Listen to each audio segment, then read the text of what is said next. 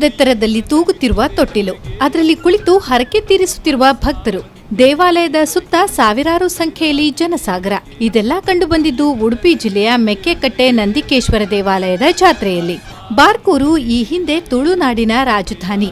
ಈ ರಾಜಧಾನಿ ವ್ಯಾಪ್ತಿಯಲ್ಲಿ ಬರುವ ಪ್ರಮುಖ ದೇವಾಲಯಗಳಲ್ಲಿ ಮೆಕ್ಕೆಕಟ್ಟೆ ದೇವಸ್ಥಾನ ಕೂಡ ಒಂದು. ಮೆಕ್ಕೆಕಟ್ಟೆ ನಂದಿಕೇಶ್ವರ ದೇವಸ್ಥಾನದ ಜಾತ್ರೆಯಲ್ಲಿ ಸಂಭ್ರಮದಿಂದ ಸಿಡಿ ಜಾತ್ರೆ ನಡೆಯಿತು. ಸಿಡಿ ಆಟ ಅಂತ ಹೇಳಿ ತೊಟ್ಟಿಲಿನಲ್ಲಿ ಕೂತ್ಕೊಂಡು ತೂಗುವಂತಹದ್ದು, ಇದು ಭಾರಿ ಪ್ರಮುಖವಾದ ಒಂದು ಸೇವೆ. ಇಂಥ ಸೇವೆಯನ್ನು ಮಾಡಲಿಕ್ಕೋಸ್ಕರ ತುಂಬ ಜನ ಬರ್ತಾರೆ. ಇಲ್ಲಿ ಶಿವನು ದಕ್ಷ ಯಜ್ಞ ಸಮಯದಲ್ಲಿ ತನ್ನ ಸೈನಿಕರನ್ನೆಲ್ಲ ತಿಳಿಸಿಕೊಟ್ಟವಾಗ ಆ ಸೈನಿಕರು ಬಂದು ಇಲ್ಲಿ ನಿಂತಿದ್ದಾರೆ ವಿಶ್ರಾಂತಿಗೋಸ್ಕರ. ಅದು ಒಬ್ಬರಿಗೆ ಶೆಟ್ಟರಿಗೆ ಒಬ್ಬರಿಗೆ ಗೊತ್ತಾಗಿ ಅವರು ಬೆಳಿಗ್ಗೆ ಅದನ್ನು ನೋಡಿ ಯಾವ ರೀತಿ ನೋಡಿದಾರೋ ರಾತ್ರಿ, ಅದೇ ರೀತಿ ಬೆಳಿಗ್ಗೆ ಆ ಮೂರ್ತಿಗಳನ್ನೆಲ್ಲ ಕೆತ್ತಿಸಿ ಅಲ್ಲಿ ಆರಾಧನೆ ಮಾಡಲಿಕ್ಕೆ ಶುರು ಮಾಡಿದ್ದೇವೆ.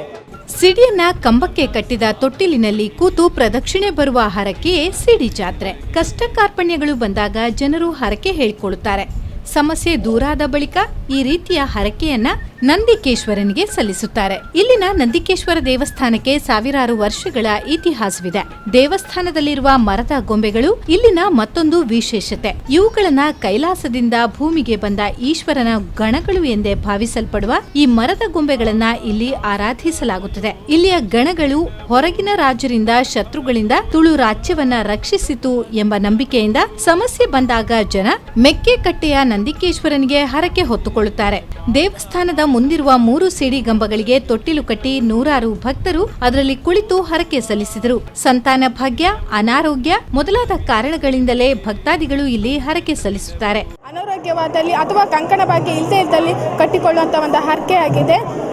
ಇದನ್ನು ನೆರವೇರಿಸಿದ್ದಲ್ಲಿ ಜನರಿಗೆ ಒಳ್ಳೆಯದಾಗ್ತದೆ ಅನ್ನೋದು ಜನರ ಭಾವನೆ ಆಗಿದೆ. ಇಲ್ಲಿ ಮೆಕ್ಕೆಕಟ್ಟು ಒಂದು ಕುಗ್ರಾಮವಾದರೂ ಕೂಡ ಅಥವಾ ಇದೊಂದು ಹಳ್ಳಿ ಪ್ರದೇಶವಾದರೂ ಕೂಡ ಇಲ್ಲಿ ಅನೇಕ ಜನ ಪಾಲ್ಗೊಳ್ಳಲಿದ್ದಾರೆ. ಇದಕ್ಕೆ ನಿಜವಾಗಿ ಸಂತೋಷವಾಗ್ತಾ ಇದೆ. ಮೊದಮೊದಲು ಬೆನ್ನಿಗೆ ಸಲಾಕೆಯ ಕೊಂಡಿಗಳನ್ನ ಚುಚ್ಚಿ ಹರಕೆ ತೀರಿಸುತ್ತಿದ್ದರು. ಆದರೆ ಇದೀಗ ಆಚರಣೆ ಕಠಿಣವಾಗಬಾರದೆಂದು ತೊಟ್ಟಿಲ ಹರಕೆಯನ್ನ ನಡೆಸಲಾಗುತ್ತಿದೆ.